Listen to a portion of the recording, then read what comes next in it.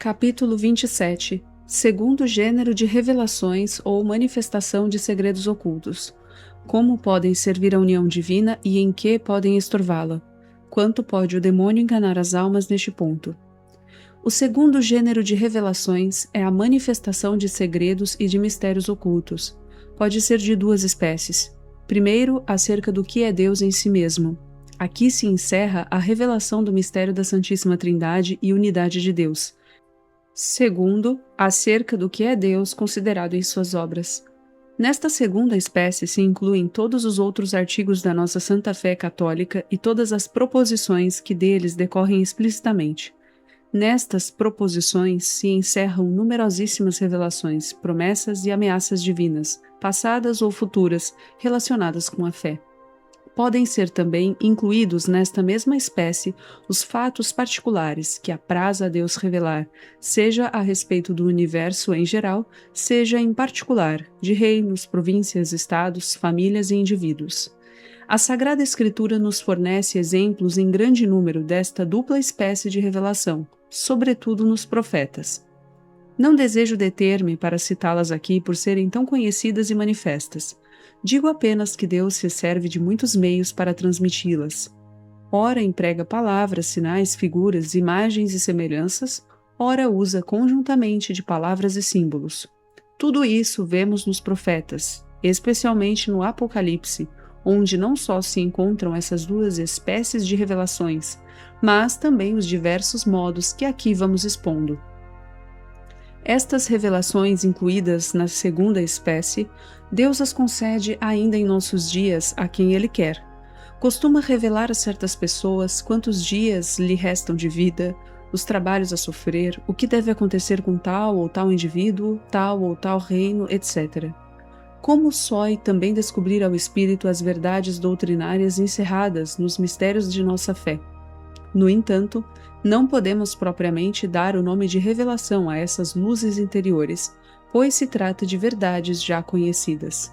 Antes, são declaração ou manifestação do que já está revelado. Neste gênero de revelação, pode o demônio intrometer-se muito, porque, como se apresentam sob forma de palavras, figuras e símbolos, etc., sabe muito bem o inimigo contrafazê-las com maior facilidade aqui do que nas comunicações feitas em puro espírito. Portanto, se em qualquer dos dois gêneros recebêssemos alguma revelação tocante à nossa fé, de qualquer modo diferente ou estranha ao que professamos, absolutamente não havemos de dar nosso assentimento, mesmo se tivéssemos a certeza de que a revelação era feita por um anjo do céu. É o ensinamento de São Paulo quando diz: mas ainda quando nós mesmos ou um anjo do céu vos anuncie um evangelho diferente do que nós vos temos anunciado, seja anátema. Quanto à substância de nossa fé, não há mais artigos a revelar além dos já revelados na doutrina da Igreja. Por essa razão, é necessário à alma não só rejeitar qualquer coisa nova, mas também ter cautela para não admitir outras variedades sutilmente misturadas à substância dos dogmas. E para manter a pureza da alma que se deve conservar em fé, mesmo quando lhe forem comunicadas novamente verdades já reveladas, não lhes deve dar crédito por este motivo de serem reveladas de novo, mas só porque fazem parte do ensinamento da Igreja. E assim, fechando os olhos do entendimento a todas as revelações, simplesmente se apoie na doutrina da Igreja e na sua fé, que, como diz São Paulo, entra pelo ouvido. E não lhes dê facilmente crédito, nem submeta o entendimento a essas verdades da fé reveladas novamente, por mais conforme e verdadeiras que pareçam, se não quiser ser enganada. Porque o demônio, a fim de iludir a alma pela insinuação de mentiras, começa por atraí-la com verdades e coisas verossímeis para infundir-lhe segurança, e logo depois a vai enganando.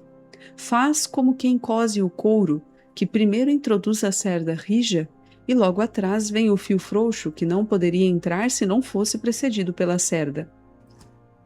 Reparemos bem neste ponto.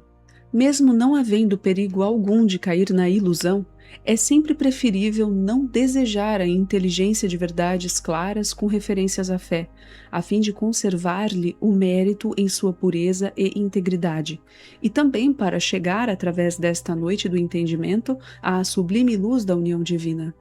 É de tanta importância firmar-se de olhos fechados nas profecias antigas, em qualquer nova revelação, que o apóstolo São Pedro, apesar de ter contemplado de algum modo, no Tabor, a glória do Filho de Deus, todavia em sua segunda epístola afirma que, embora estejamos certos da visão de Cristo no monte, mais certa e firme é a palavra da profecia que nos é revelada, à qual fazeis bem de apoiar vossas almas.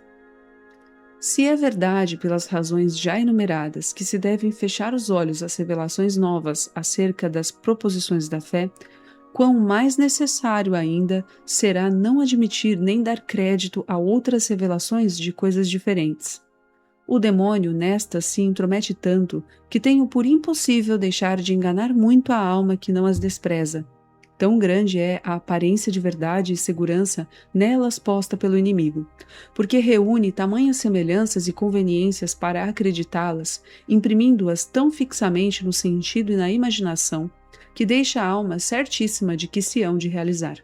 E se não for humilde, se apegará e firmará tanto naquelas falsas revelações que com dificuldade poderão arrancá-la de sua obstinação e conseguir que aceite a verdade contrária.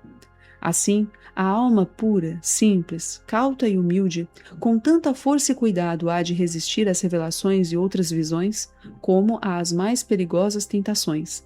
Porque para chegar à união de amor, não há necessidade de as admitir, mas sim de não as aceitar. Essa atitude nos quis ensinar Salomão quando disse: que necessidade tem o homem de buscar o que é acima de sua capacidade natural? Isto é, a alma, para ser perfeita, nenhuma necessidade tem de querer algo sobrenatural por via extraordinária, superior à sua capacidade. Tendo já respondido nos capítulos 19 e 20 deste livro as objeções que contra esta doutrina poderiam ser feitas, a eles remeto o leitor. Digo somente: a alma deve acautelar-se de todas as revelações para caminhar pura e sem erro na noite da fé à união divina.